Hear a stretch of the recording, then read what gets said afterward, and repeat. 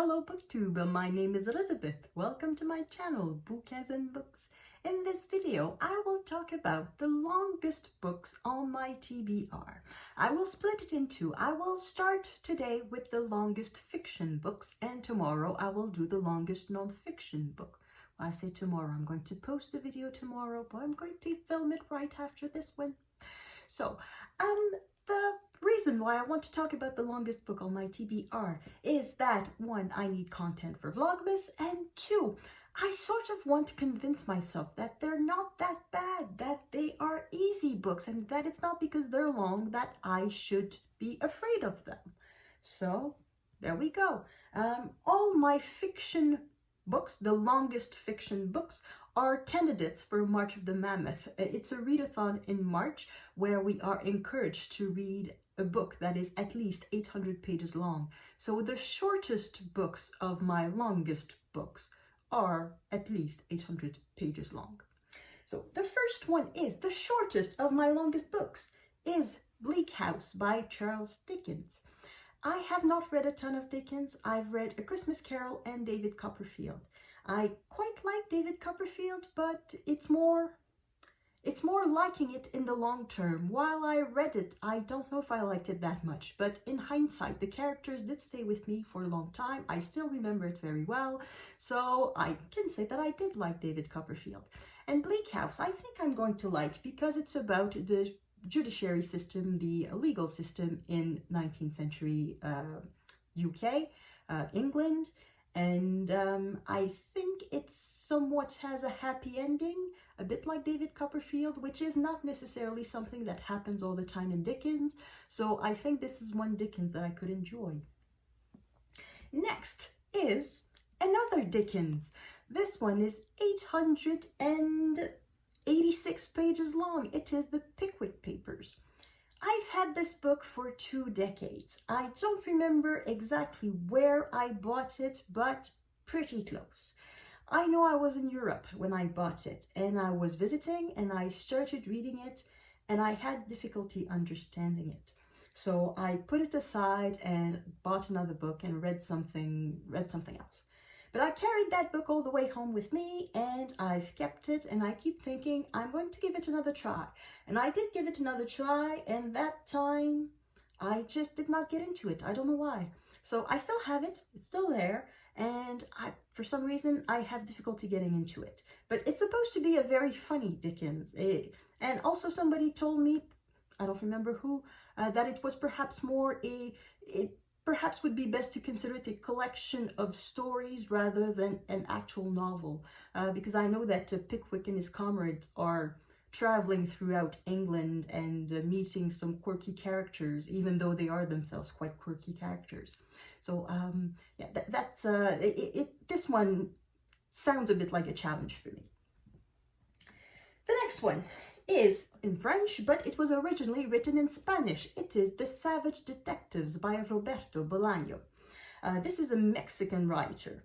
I started it twice. As you can see, there's a bookmark in it. It's not very far. I think this time I got even less far than the previous time. I'm pretty sure I made it to page 100 once. This time the bookmark is stuck at page 74. So, yeah, obviously, as you can tell, I have a hard time getting into that book. I don't quite know yet what the story is, even though I read 100 pages of it. It's about a young man who wants to be a poet, and he hangs out with other poets, and yeah, that's it. So far, that's it. In 100 pages, it's just a young man with a lot of feelings, a lot of impressions, and wanting to be a poet. So, yeah, this one, if I will try to read it again. I don't know if I will start from the beginning. I will probably just skim the beginning and get to the point where I left, where I went the further, and it will be its last try. I will not keep this one forever. I will not be so stubborn that I will not want to get rid of it if I can't read it. So this one, whenever I try it, it will be a last try. Next one is, oh, did I mention the number of pages? This one has 930 pages. Right. Okay, the next shortest. That will be the fourth shortest and also the fourth longest. So we are in the middle of my list of 7 books. It is The First Man in Rome by Colleen McCullough. I think that's how it's pronounced. I'm not sure. Just the text itself has 931 pages, and if we include the glossary and the notes and the information at the end, it's 1076 pages. Now, of all of these books today, I would say that this one is the least intimidating. How I got this book. Last year, a friend of my parents died, not of COVID, after having lived a long life, and he left behind a big library, tons of books, and his widow did not know what to do with them because she's not much of a reader herself and she was moving out. So my parents just grabbed bagfuls of books, and my brother and I could pick whatever we wanted in it, and that's one of the books that I found and I picked it up. So yeah, it looks interesting. It's as simple as that. I just read the back cover and it looks interesting. And later I heard Greg from Another Bibliophile Reads talk about this book, and he said that it was very good. So of all the books on my list today, I would say this one is the most likely to have been read by the end of next year. Next book is about the same length. This one, though, is something that I bought myself. It's a book in French. It is Delfin by Madame de Staël. I bought this for Jane Austen in July. The text itself is 953 pages long, and if we include the annexes and the notes and everything, it's 1072 pages long. As you can see, there's a bookmark in it. It is set at page 180, or more precisely, after letter 29, so just before letter 30. So this is an epistolary novel. It is set at the end of the 18th century in France, and it is about a young woman. She is 21 maybe, and she's a young widow who has some means of her own, so she's sort of independent.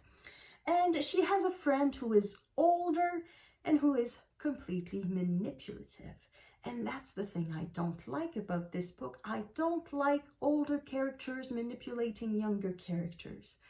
And this older character, this friend, wants her daughter to marry a young man. But of course, the young man and the main character, Delfin, are made for one another. And Delfin is in love with that young man, except that she doesn't want to admit it.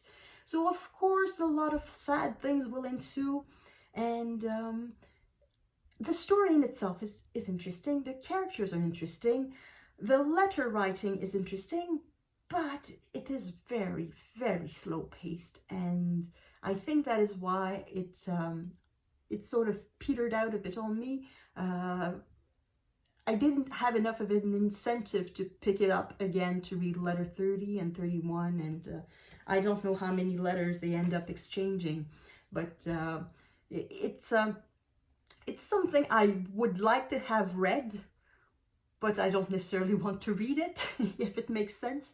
So I will pick it up again, I'm pretty sure. And given that it's been only 6 months since I started it, it's still quite fresh in my memory, so I wouldn't have to start from the beginning. Just a little skimming of the first few pages and I would remember exactly, oh yeah, right, that's where I was, and I could continue from letter 30 on. So that one is a book. It's a big book. That is a bit intimidating.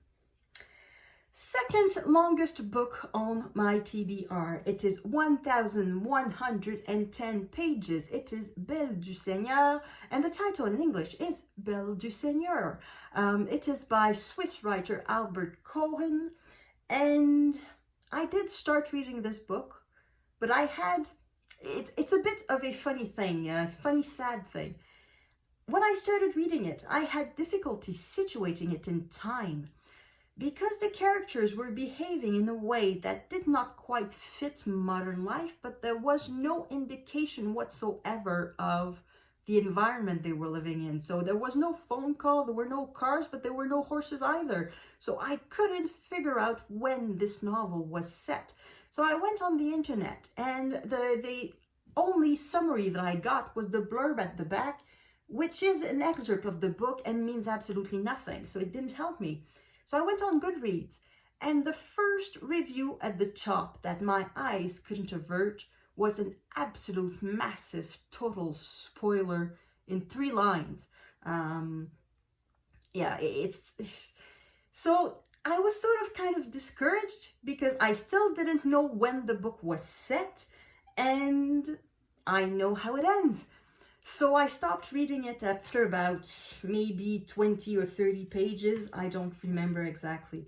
But it's a classic. It is praised to the rafters. It's supposed to be extremely good, very good. So I will pick this up one day, but I don't know which day. It's one book that I have to admit I'm a bit discouraged by.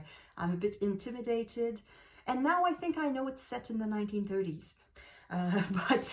Yeah, I found this out while I was looking for the English title. So in English, they tell us it is set in the 1930s. Oh, thank you. In French, they don't. They just tell you it's about characters who are in love and who are passionate or maybe not or whatever.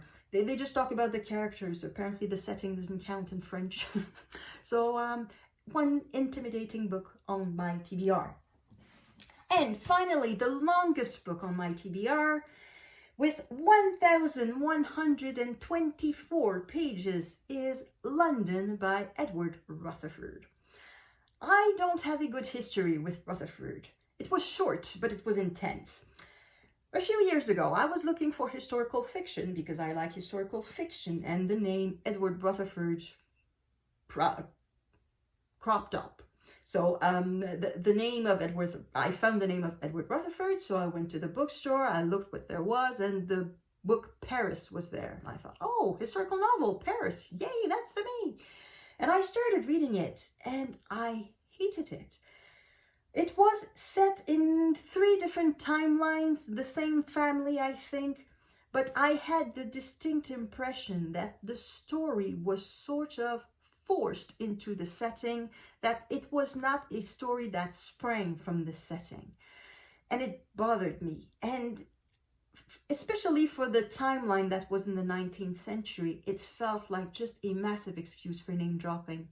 The main character, or one of the main characters, was a young man, still a teenager, I think, who was living with his family in Montmartre, name dropping, who went to work in the workshops of Eiffel, name dropping, to build a structure that would revolutionize the city of Paris, the Eiffel Tower. And one day there was the funeral of Victor Hugo, name dropping. And at the funeral, he met a girl, but he didn't really meet her. He just saw her from the back. He saw the back of a girl and he fell in love. And that was it for me, just a total cliche with name dropping. And I just shut the book and brought it to a office book sale. So that was it for me and Edward Rutherford. I just hated it. But this book is one of the books that my parents brought back from their friend's library. So it was there, it was free. So I figured, okay, I had a bad experience. Doesn't mean all of Edward Rutherford's books are bad. I should really give him another try. So I picked up London, and I haven't started it. I haven't tried it. I am not so much intimidated as apprehensive. I'm afraid I'm not going to like it. So that's why it's still on my TBR a year later without having been touched, because I'm really not sure I'm going to like it. So I'm going to ask you, should I read it? Do I have reasons to be apprehensive of Edward Rutherford, or was it just a bad experience I had with Paris? Let me know. And have you read any other books in my longest books on my TBR list? These are 1, 2, 3, 4, 5, 6, 7 books. So those were the 7 longest books on my TBR, all at least 800 pages. And let me know if you've read any of them, if you think they're good, if you think they're worth my time. Let me know what is the longest novel on your TBR. I don't know if you're like me, that you leave the longest. They look like the most appetizing, the most interesting, the one that have potential to be the greatest books of all time, but yet they are quite intimidating. So thank you everyone for watching. I will see you in the next video, which will be the longest books on my TBR that are non-fiction. À la prochaine!